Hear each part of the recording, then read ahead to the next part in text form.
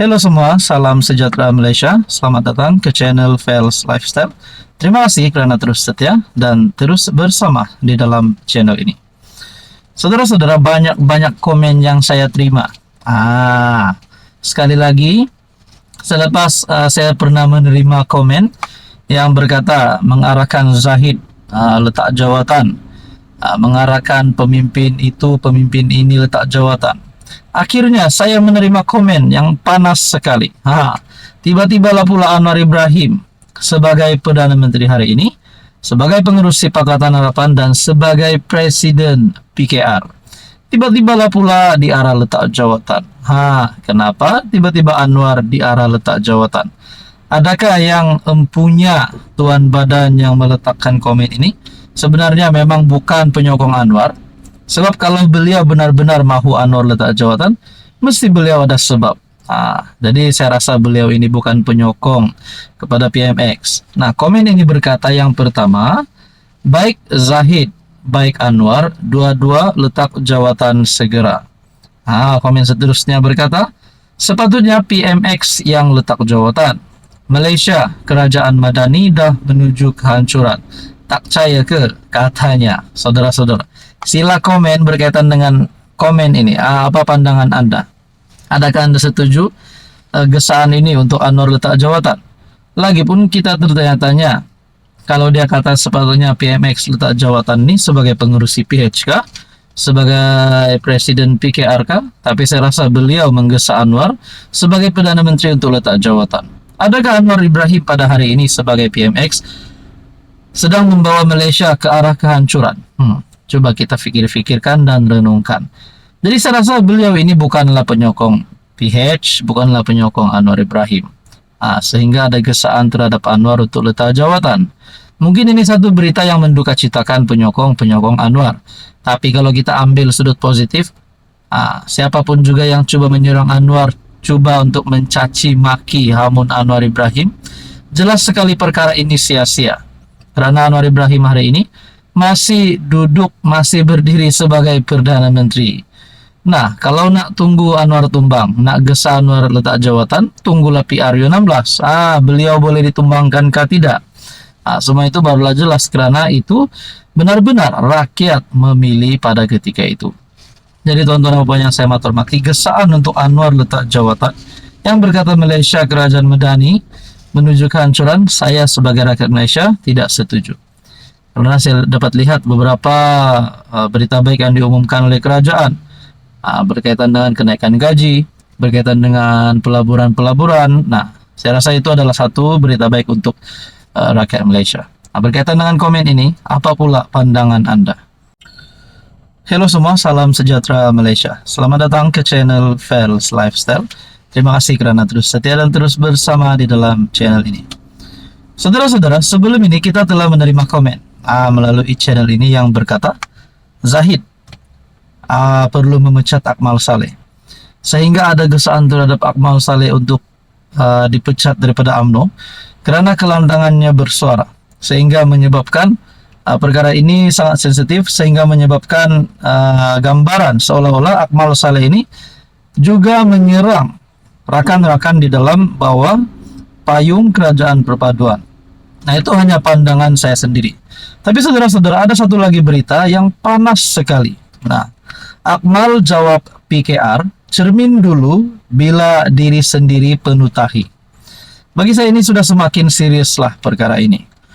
Berita sepenuhnya berkata, Ketua Pemuda UMNO Dr. Akmal Saleh berang dengan kenyataan anggota akar umbi PKR yang mengingatkan supaya tidak membawa budaya UMNO ke dalam parti itu. Bila diri sendiri yang penuh tahi, tapi acah-acah baik dan salahkan parti orang lain, katanya menerusi satu hantaran di FB. Adakah dengan kenyataan ini boleh menyebabkan timbulnya perasaan Anwar sebagai Presiden PKR untuk mungkin menendang Akmal Saleh keluar daripada kerajaan perpaduan?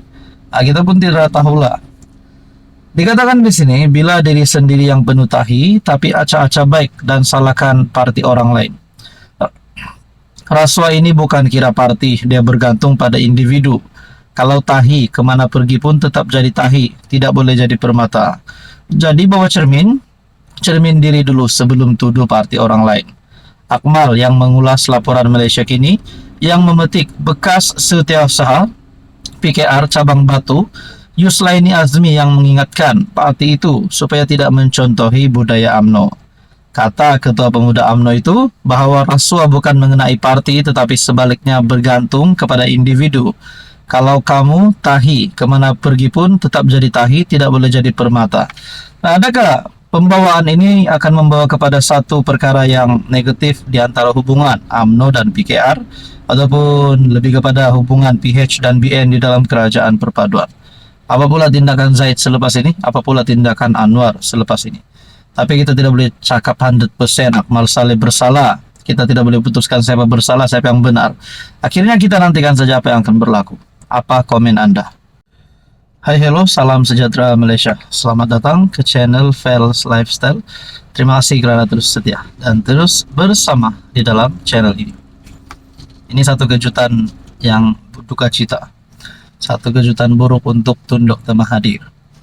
Di saat usianya yang sudah hampir 100 tahun, setelah kekalahan teruk pada pilihan raya umum ke-15, sudah diarah untuk pensiun, jangan lagi aktif politik, sudah diarah untuk berehat saja di rumah, digesa untuk berehat, jangan lagi ganggu Anwar Ibrahim, jangan lagi ganggu mana-mana kepimpinan politik.